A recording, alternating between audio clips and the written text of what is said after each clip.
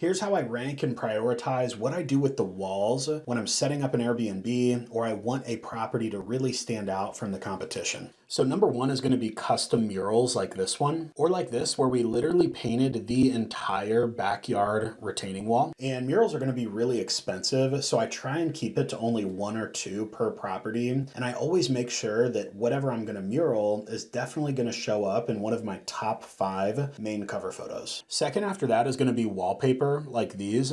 And I prefer doing this behind the headboard in the bedrooms. And here recently, I even started putting wallpaper on the ceilings of some of my places. Now, the wallpaper is going to be maybe a little bit more expensive than what you'd spend on materials for paint, but it's going to make a lot bigger of a difference compared to if I just painted that wall. The key here is the labor. It's not the easiest thing to do, but if you've got 2 people and you are personally setting up your property, you could definitely do it. It's just going to take you a little bit. And then if I'm not going to wallpaper, my next option would just be an accent wall. And I really like to go dark and bold with these to make sure there's a good contrast between the normal wall colors and that it's really going to still stand out in those photos. And then lastly, if I'm not going to do anything to the walls, I'll at least try and get some good looking artwork that's still going to help those pictures stand out amongst the competition. All right, so it goes custom murals, wallpaper, accent walls, and then artwork before I'll leave a wall completely blank. And I'm always putting extra emphasis on the 5 main rooms